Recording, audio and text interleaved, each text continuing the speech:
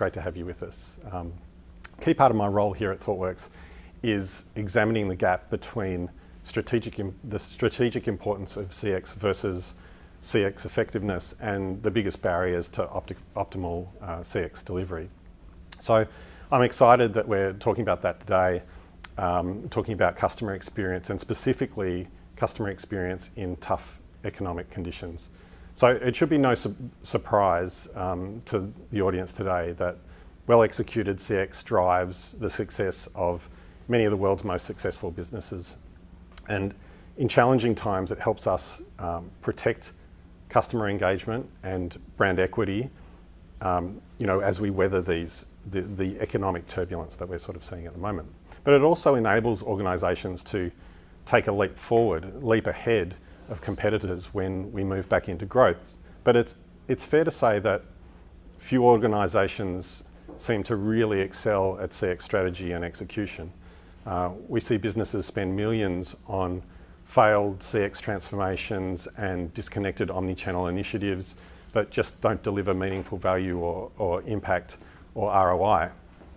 But today we're going to try and get a handle on why and what we might be able to actually do about it.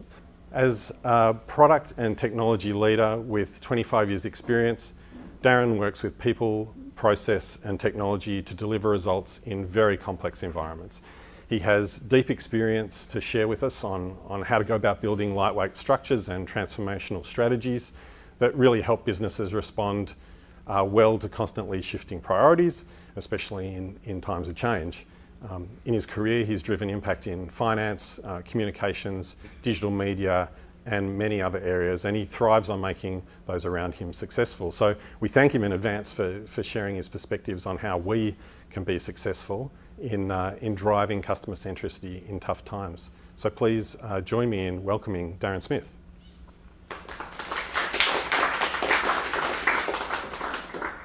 Thank you.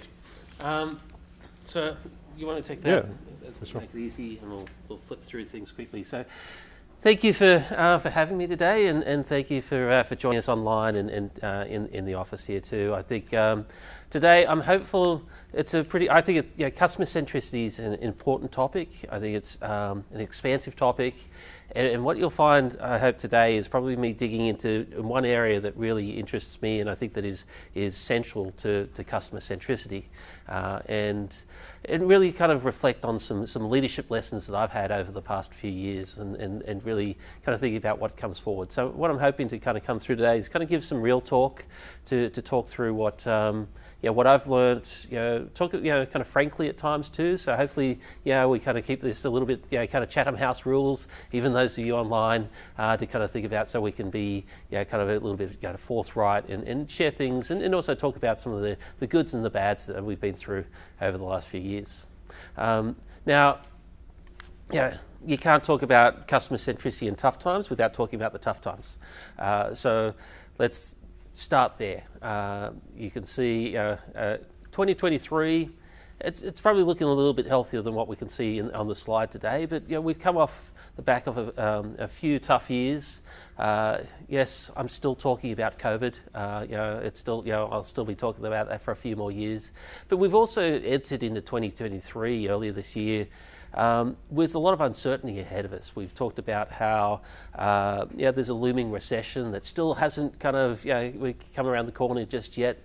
Our friends over in New Zealand have started to experience that. We're seeing some hard times, and I'm sure that there are people in this room and online that have been impacted by some of the changes that we're seeing in the economy today, and I think that I want to kind of lean into some of the conversation around that and talk a little bit about that. But without being disrespectful to people that are having difficulties through those times, I also want to be able to talk about what are some of the positives that you can see through navigating choppy waters like this, and what it really means to kind of become more focused as a result of the challenges that we see.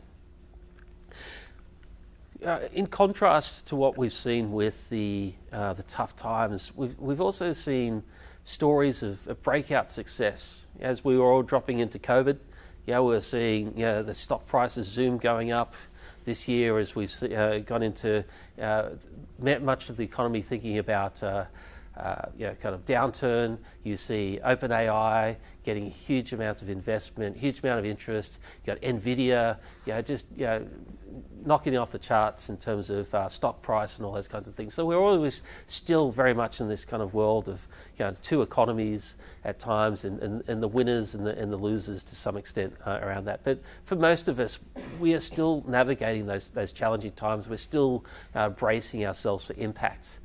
But in all of that, we talk about quite often this myth of the tech unicorn. We do see them, they're out there, and over the years we've built up that myth. I think it's not just through the last 3 or 4 years. It's been building for a decade or more. We talk about the aspirations of these great companies that have been able to get huge valuations, that do amazing technology things, and so many of us try to replicate what is there. We look to those organisations and try to become them, try to emulate them, and we spend a lot of time trying to find what is that secret sauce that makes them who they are, and how can we also be that too. And I think that, again, that's a big part in the theme of what I want to talk today, is really about starting to unpick that and really start to think, is it can really be one thing. When you think about it, over the last few years, we've talked about agile, we've got lean, we've got purpose-driven, we've got you've got to be innovative, you've got to be data-driven, you've got to be product-led, you've got to be customer-centric. These are all the kinds of words, and they're all slightly different things, and we've been told that you have to be each one of those at different times. And I'll admit, I've said those things too. I've tried to be each one of those things. I even today think that there's a lot of value in each one of those things and aspects for us to pick that up with. So, so there's a lot of things to be that great tech unicorn and to be like all the great ones. We've been told these are the things that we need to become. We need to do these things. Taking a step back and just thinking about where I'm coming from today. So I work with MYOB. We've been in the Australian and New Zealand market for 30 odd years now. So we sometimes talk about the fact that we are kind of the original tech startup for Australia. We're one of the early unicorns in that space, but I'm sure many of you don't probably look at us with those kinds of lenses on, thinking, wow, they're there, they've done that. But we're an established organisation. We have seen many waves of technology over the years, and I think that one of the things I'm most proud about being is as Chief Technology Officer for MYOB is, I think in many cases we see ourselves as the kind of the technology arm of small business in Australia and New Zealand. I think that's a really cool thing. When you start to think about many of us coming from larger businesses today, you've got your technology teams, you've got the things that are kind of served up for you as a business. And as a small business, you don't have that funding for those things to invest in that. And so I get really excited about what we can be doing for small businesses in Australia and New Zealand, and what we can kind of innovate for them, what we can bring to them, what advice we can give them. So there's a lot of responsibility there for us. And there's, with 30 years of history, means there's a lot of legacy in what we do too. You can talk to people in our organisation today that have been with us for most of that journey. They can tell you about times of printing CDs and having to kind of have that gold CD that was then sold at the newsagent. People still come up to me and tell me about how they remember buying MYOB in their local newsagent and stuff like that. You've kind of got the changed experience that you've got there. We have built amazing relationships with accountants and bookkeepers over the years. They're the people that champion our products, that use our products, and do a lot of great things for us as well. So we've got strong relationships. We've got a diverse group of customers, and when you come back to things like talking about customer centricity, the big question is, who do I focus on? Why am I? What is the right thing to do? How can I move forward whilst still standing still for some in some cases too? When you think about it, I'm sure I could probably point to probably each of you in this room right now, and if I talk to you about what your core financial system was, and when you last updated it, or when you last changed it, it's probably a long time ago. And so we work in that space at times with accounting software, business management software. It's a fairly stable space, but it's certainly something that people rely on. and they want to, they build their processes around. What I've learned in my last few years is amazing things that people have done to kind of automate their process, to work around our software, particularly in our accounting practices, in the context of how they can make their day faster, how they can service their customers faster, and even just changing one aspect of that software means that you're actually changing their business processes, you're affecting their productivity, and you're affecting their profitability too. And so when we make change, we've got to think about those things. Do you stop and just stay as you were yesterday, or do you move forward, but at the risk of actually kind of making someone less happy with what you've done? And those are the things that you kind of build up with time. I'm sure that you've all kind of faced that at different times. And so when it comes to talking about things like customer centricity, what do you do in that space? How do you know? There's so many conversations that we get into where customer centricity gets turned into this idea that it's really, let's just do what the customer wants. Now, which customer, is it for all customers and all those kinds of things? But at the reality, at the heart of what customer centricity is what, as Gartner describes, is that it's the ability of an organisation to understand customer situations, perceptions, and expectations. It demands that the customer is the focal point of all decisions related to delivering products, services, and experiences to create customer satisfaction, loyalty, and advocacy. Now, that's a pretty, I think, I like that definition of this phrase, and I think it's something I could sign up for. But a lot of the time, we get the shorthand version of that in an organisation, and we start to think, well, if we're customer-centric, it's all about answering them and giving them everything that they want or what we think that they want. And it becomes a real challenge for us, for all of us to have too. And I think that's coming back to those words. And a famous thought worker, in Martin Fowler, I think first coined the phrase for me, was semantic diffusion. We take these phrases, and once they start to get out there and into common use, we see it with things like agile, with refactoring and other things like that, where you start to see that the meaning take on a new meaning, a new life of itself. Things get watered down and they change that meaning too. So how do you defend against that? How do you start to think about, well, yes, I want to be these things, but what can we do to actually really achieve the benefits of what we're talking about here? So what I think, there's three words that I've kind of come up with.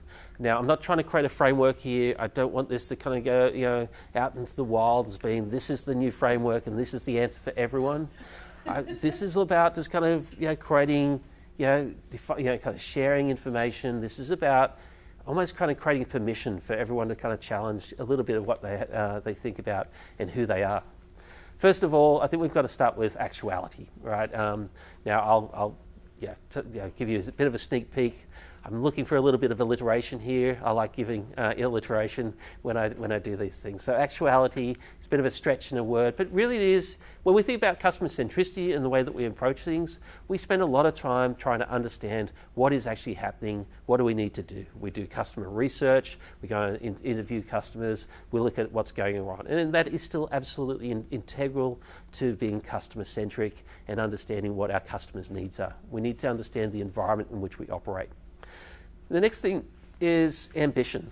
The fact that there is a problem out there to be solved, a need in the customer, a market to be taken, a company to grow. We have ambition all the time, and that's a really important thing to have.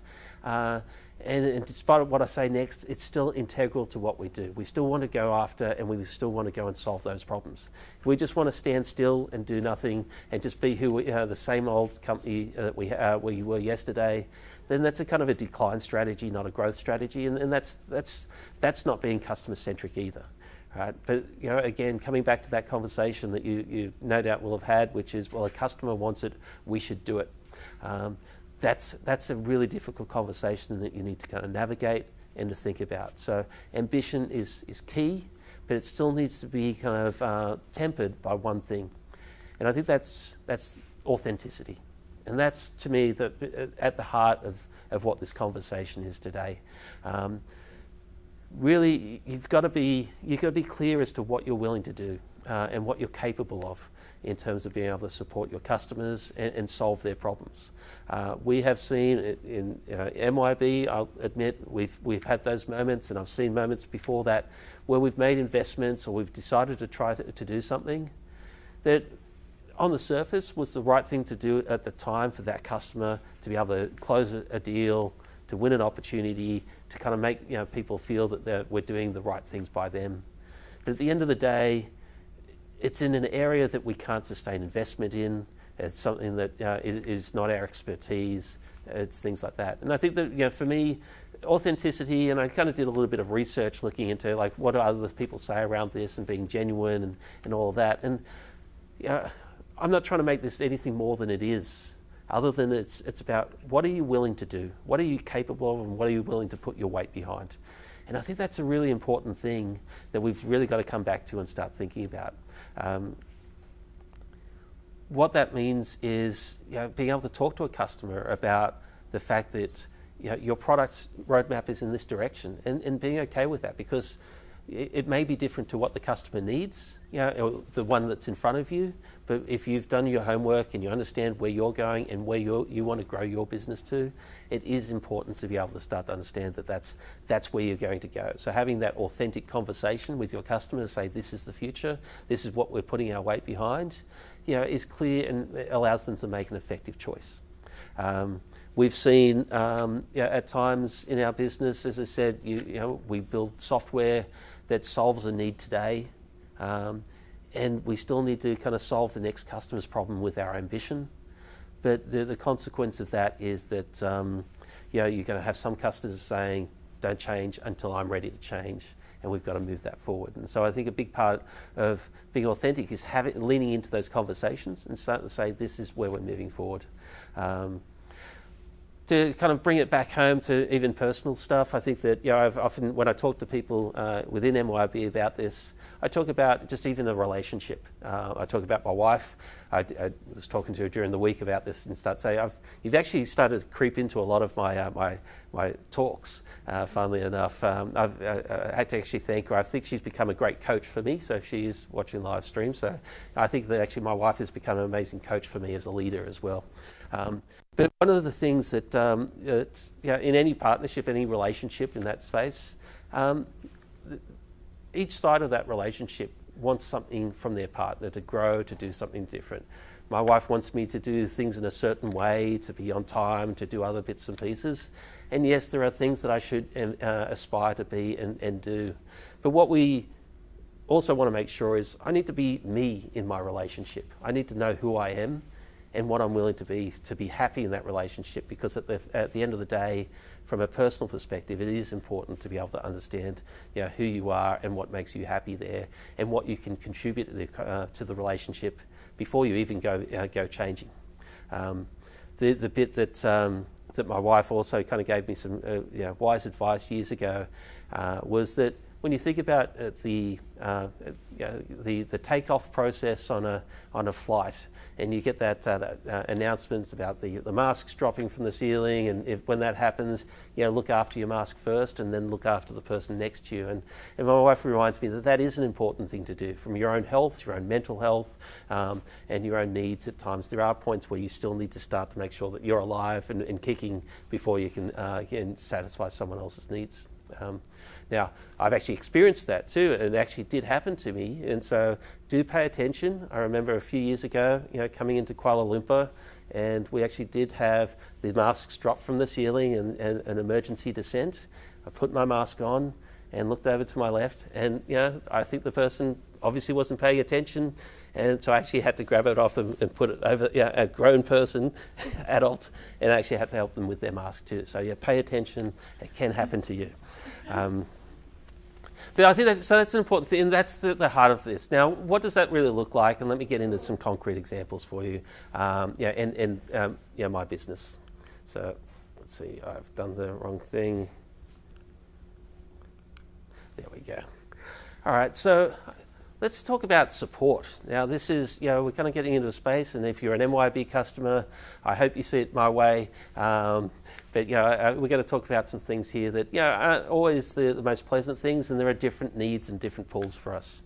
when you think about support and support for a product like the set of products that MYOB offers, we offer software for accounting, business management, payroll.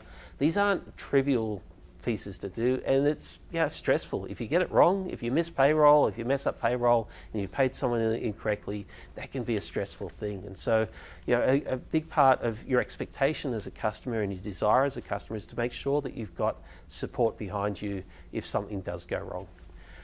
Over the years, we have built up a relationship with customers where you can pick up the phone and you can call us. That is something that we continue to do today, but it's something that is unpredictable.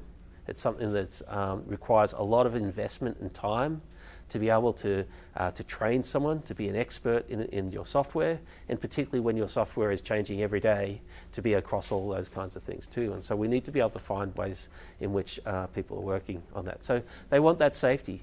At the same point, we are seeing customers change and their behaviours change. More and more customers really don't want to talk to another human being to solve their problems. They want to be able to have a digital experience and solve the problems first before they're having to kind of spend time waiting in the call queue or talking to someone else. And so in the reality space, there is a need, there is a desire to change.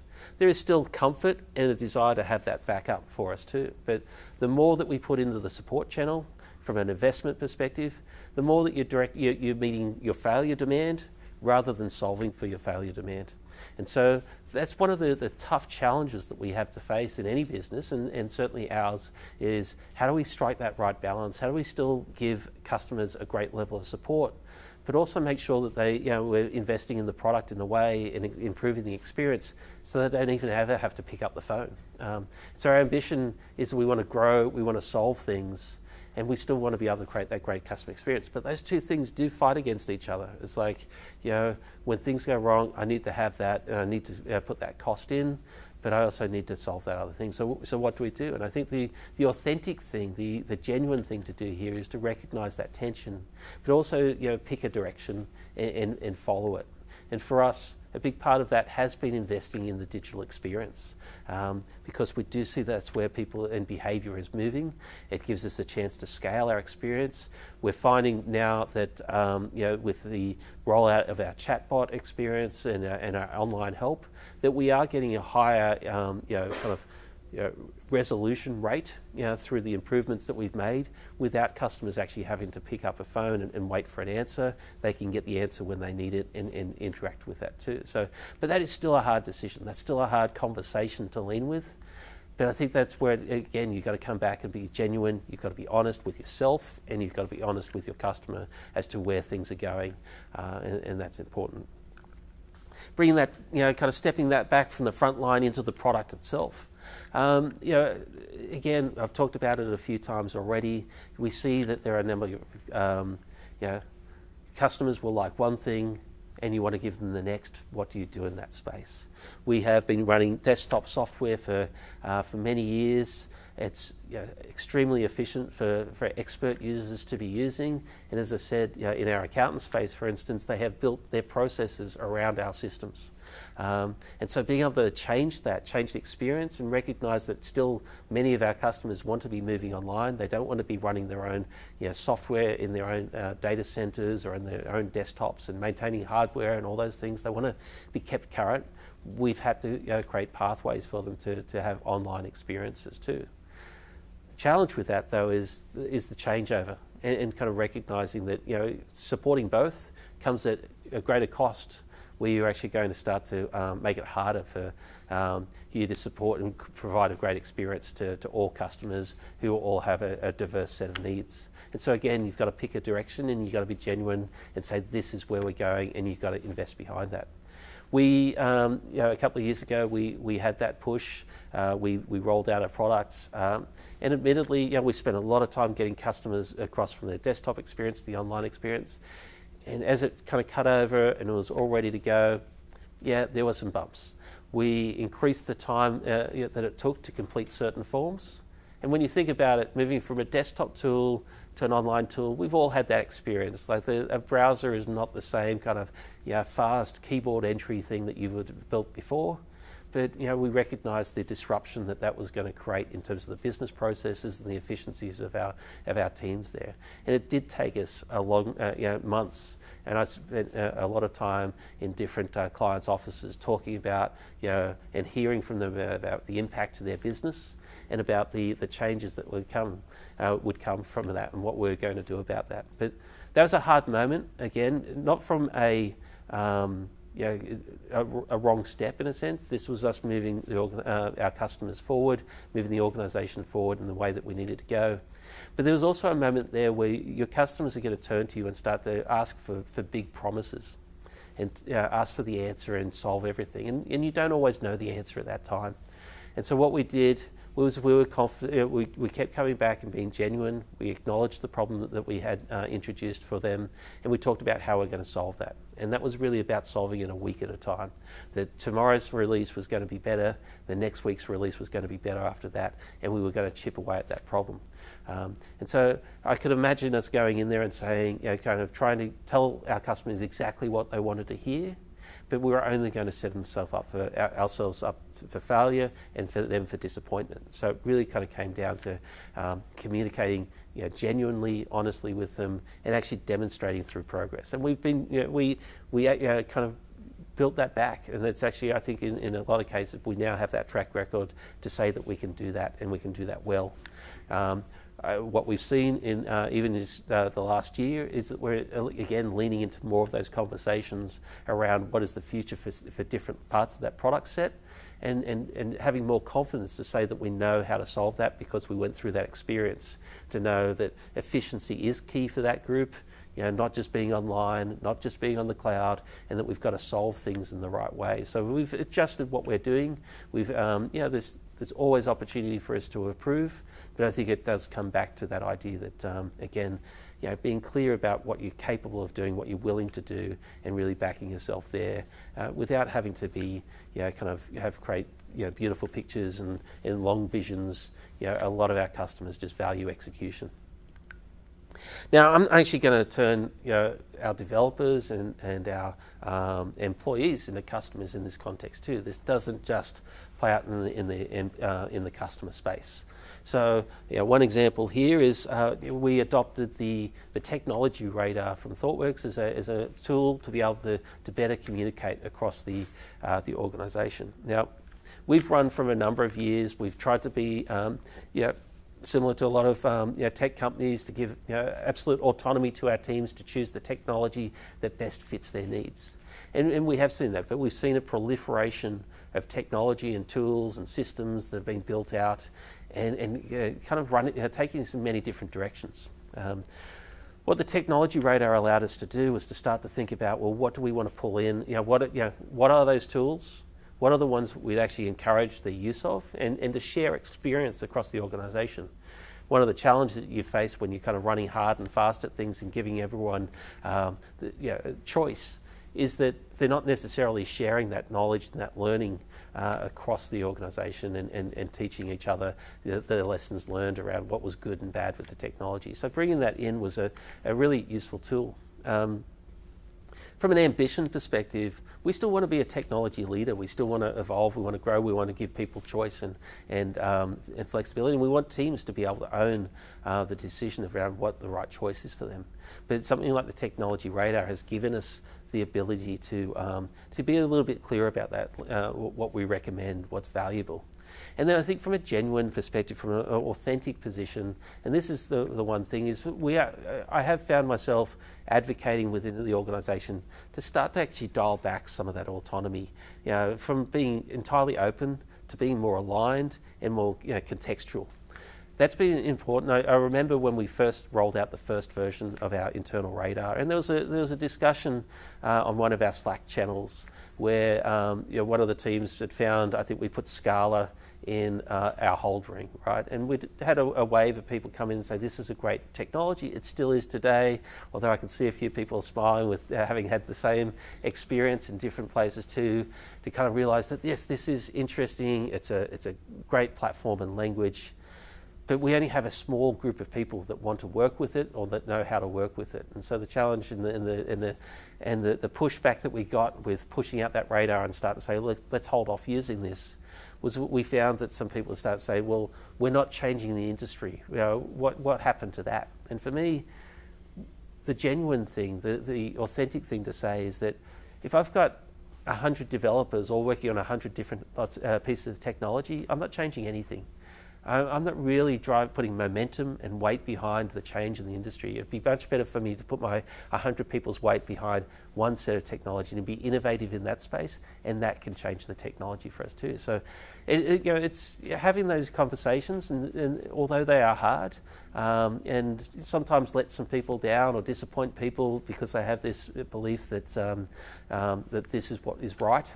It is important to kind of bring that back and to be genuine through that conversation. So I think it was a good outcome for us, and we've continued to roll forward the tech radar, and it's allowed us to channel our innovation and our focus towards the right things. There's still plenty of innovation to be done, even with less technology selection across the organisation. Lastly, I'm even going to weigh into remuneration on this one. In 2021, a number of you, if you're in the management role, you would have experienced this. If you're in just a if you're not in the management role, well, actually, you all experienced this.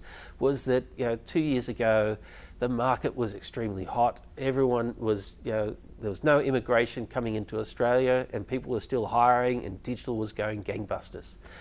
The consequence of that, though, was that we're seeing people leaving each organisation. I could talk to anyone of my peers outside of MYOB, and you could talk about how they were having people leaving, going down the road to another employer for $20,000, $30,000, $40,000 more, just taking on a new job, doing the same thing, and all that. Now, around that time, my leadership team was coming to me and starting to say, we need to react to this. We need to do something. We've got to stem the bleeding in terms of people leaving us, because we're seeing an increased amount of attrition in our organisation, as every other organisation was having at that time too.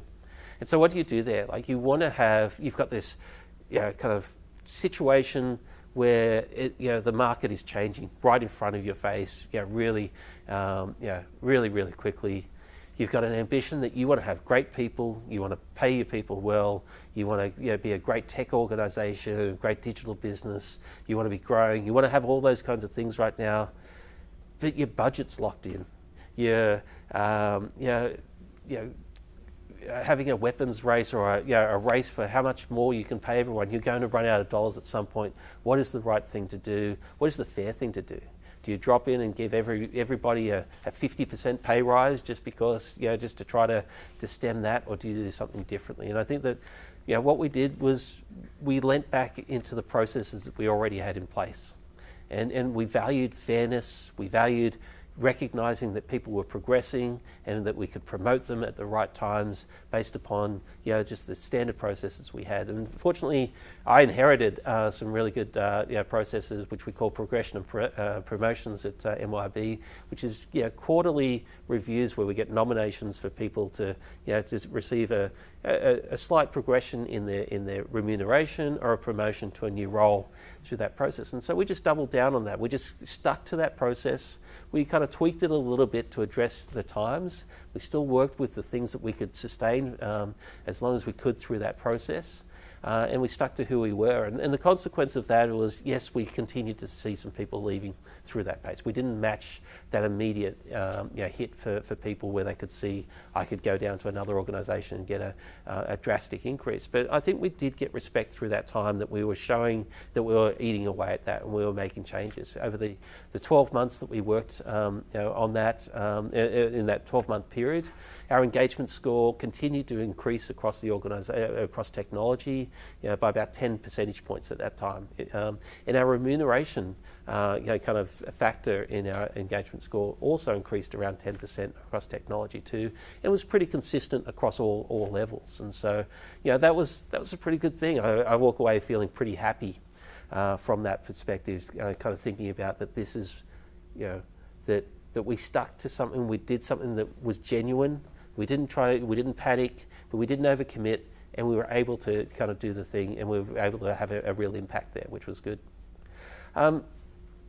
Bring that all together a little bit and allowing us to move on is one other thing I just kind of want to, an insight that I've got, and I think it's really linked into this, is it is about embracing your constraints. It's understanding what you can do, who you are, what are the things that you exist with. It's understanding your budgets, it's understanding your customers, it's understanding how much weight you can put behind any one thing that you can do. It's also kind of recognizing, though, that the constraints can change. And one thing that I have observed over the years is that if something seems hard to do from a constraint perspective, people will sometimes look at that and then walk away and say, well, I can't do it, so I'm not doing it. Whereas what I would advocate for in being genuine and realizing that we live with constraints every single day is that your first step is to embrace your constraints, to understand what you can do in your current context, your current setting, to achieve the goals that you have. And that at that point, that's the point where you start to negotiate against your constraints. So, what do I mean by that? What I mean by that is being able to turn around and start to say, okay, as you could see, my constraint in the first instance, in that last example was, I can't spend all this extra money and I can't change all these kinds of things. But we started thinking about what can we do within those areas. And then we started to kind of move the needle a little bit. We didn't say that they were totally fixed, but once we knew what the options were and whether or not we were happy with them or not, that's the point where we started to kind of negotiate what we could change through that too. And I think that I see that across the board. I think that a big part of this is starting to kind of lean in and understand what things can change, understanding what your solution is and what the value of that solution is by kind of fitting into what you have. Thank you, Darren.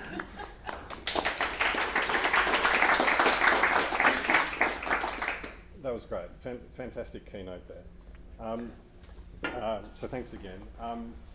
Now's the time. If you'd like to ask Darren a question, please do submit it via the Q&A in Slido. And while we wait for some of those to come in, start to bring the authenticity that you're talking about into your work. I think the first thing is to kind of recognise that it's okay to do it, right? I think that we've bought into a lie at times, right? We've got to be bold, we've got to be brash, we've got to be, kind of have these big visions. That's kind of why I put that picture of the robots with the unicorns and all that stuff. We kind of think that this is who we need to be, as opposed to kind of having the permission to start to say, I'm going to start with who I am. And then I think the next part of that is then starting to expect that of others too. And I think that we've lied to ourselves and we buy into the lie at times that it's these big things that we need to achieve. We can achieve big things by doing small things at a time. And I think that's what I think everyone needs to be thinking about is, open yourself up, be genuine. I was talking to you before about this, that as an example with our vendors at MYOB, I'm really open with them because I want them to understand our problems. I've actually sat on that other side of the fence being a supplier and talked to customers, and you're being kept at arm's length, but you're also being told, give me insights, tell me what I should be doing, but without the information that you need to be successful. And I want my vendors to be successful. I want them to be really effective at selling to me. I want to be able to make it hard for my people to say no to a great solution and a great idea. And I think a big part of that also comes from kind of being authentic with them, being clear about what your problems are, and kind of being a bit more of an open book to kind of have people come and help you in that sense too. And then my hope and expectation is that I'm not being sold to. I'm actually being genuinely engaged with and having our partners, our vendors come to me and talk about the problems, tell me when I'm doing it wrong, that kind of stuff. I think that's really important. Sounds like there's an element of vulnerability that you bake in there as well. Is that right? I think so, absolutely. I think that you're seeing more and more literature kind of coming up on things like that. I'm actually just working through a book, Dare to Lead. That's the key topic, right? And I think that's an example of strength. And that's what I've reflected on and observed myself is that I do look at other leaders. I do learn a lot from people around me and start to say, what can I do differently? And there's some people that are just really hard and strong and firm and all those kinds of things. But I do look at myself and start to say, I can't replicate that. It'd be very superficial. This is who I am. I want to be open in that way. And so I do think you've got to be, I think vulnerability is strength for people if they learn to do it well. Not to manipulate people, but to be genuine in it too. I think it's really important. Yeah, terrific. Yeah. I'm not actually checking my Uber here. I'm actually looking at our Slido at what questions are coming in. And we have one here. How do you balance flexibility versus simplicity of your product, especially when your customers have quite diverse needs? I don't think, we've got Megan coming up next. She can answer that one too. My view, it's an impossible thing, really, yeah, to some extent, right? I think that you've actually got to first start with who are you focused on, and where do you start with? And again, I think that at times we can get pulled from different parts. We have expert users that service a whole bunch of customers, our accountants and bookkeepers. They want all the power behind what they do, and we have small businesses that want to run it and do it themselves. And so we have that challenge in our face too. And I think you've got to pick one and you've got to start there. And I do think that my recommendation is start with simple first. It's always easier to add and to grow and make things more complicated, and it will naturally become that anyway, because as you add more features, rather than kind of aiming for the expert in the first case. And again, I think it then comes back to kind of explaining why that's important, and simplicity often drives efficiency. So rather than trying to create bulk things too. Yeah. Maybe we'll challenge those Chatham House rules slightly by asking what the biggest change you've made at your company so far related to customer centricity, perhaps due to times getting tough. Times getting tough. In honesty, it's an ongoing thing, right? Because you're not going to, at an organisation with a couple of thousand people in the business, getting that message out and getting everyone to kind of line up behind that idea that it's okay to be authentic with your customer and get it in the right way takes time. And so I think that's the thing that we're trying to push, and that's the thing I'm advocating for. Actually, it's part of the reason why I'm speaking today, and trying to get that message out there is to kind of normalise the behaviour. So if I'm looking for the biggest change, that's the biggest change I'm trying to create and drive forward. But it's still early days, and so that's the transformation I want to make. Yeah. Let's try one here from Anonymous, who asks, how has COVID-19 changed your customer experience? Is there a particular way that things changed for you? Well, our customers, it's really interesting. I think there's the during and then there's the post, in a sense, and we definitely see through the during that the businesses had to change what they did. They're seeing digitisation as a key aspect of what they're doing. Even the small business has done that. But we've also learnt through that experience and understood like different things and what's important to them too. And so I can't think of a great example there.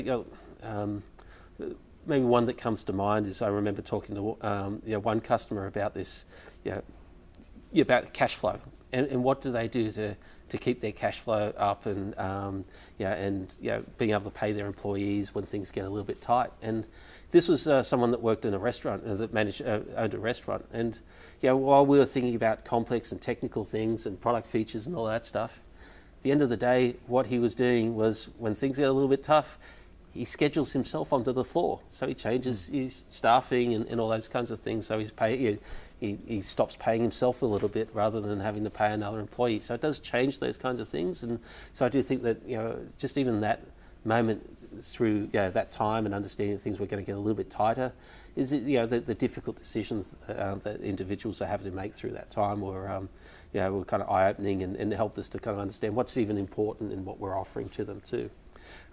Post, I think we're still trying to navigate that too. I think we are seeing, I think digitalisation is continuing. What we see in the accounting and in the space that we have is that government has actually had a really big impact on small businesses digitising.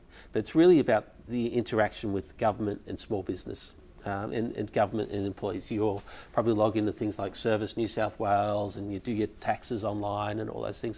So government has done a lot to drive their efficiency through digitisation, and that I think has helped to a degree with consumers and small businesses. But it hasn't meant that other parts of what small businesses are doing today, the digitisation in that area is falling behind. And that's kind of why I get a little bit excited, and that's where I want to be spending more time in our business. And as we start to think about how we can help them through better data, when you think about it, a Coles has thousands of stores across the country where they can get the data that they need.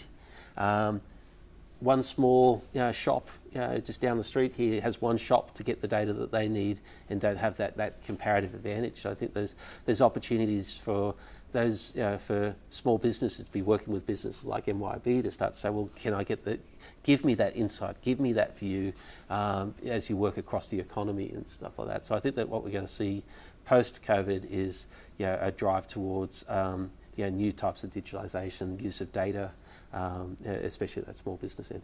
Yeah. We'll just do a quick time check. How are we going? Okay. Well, it wouldn't be an XConf session without asking about AI. We've got one here. So how do you see AI, OpenAI, Gen AI impacting CX and perhaps within your realm? My view of that's even just changing by the hour at the moment, based upon what ChatGPT comes back to me with. I think one thing I've said it a few times now is that I think that this is amazing technology, and it's certainly something that we're seeing even more and more product companies, dipping their toe into the water of this, thinking about what product features and stuff they can bring to market with, and we're no different in that sense. But I think it's actually a dangerous thing to think that that's the sole answer, right? Is that I get people talking to me about, look how fast it is to do something with AI and ML. Look at this product feature. Look at what we can do there. And to me, what that shows up is that we're just demonstrating the fact that any competitive moat that we've had, that any of our businesses have had, has started getting filled up by AI and ML and by things like ChatGPT. And the reality is that if we're just focused on just that side of things and just playing with the technology, that we're missing the kind of the heart of what we need to do, and that is understanding what the customer experience is, what your core differentiator is, how you can kind of work and connect with your customer is increasingly important, because that's the thing that's going to keep loyalty, keep connection, and give you the opportunity to offer those features and those benefits that you can get from technology. But if your focus is on just on the other side and just exploiting the technology today, that you're kind of losing sight of, again, who you are and what you want to be. So I think that any strategy in this needs to be kind of looking at both sides. It's like, what can I do and what can I defend? I think are really important things for us to be thinking from a commercial perspective. Well, perhaps if we have time, I'll just ask perhaps one more.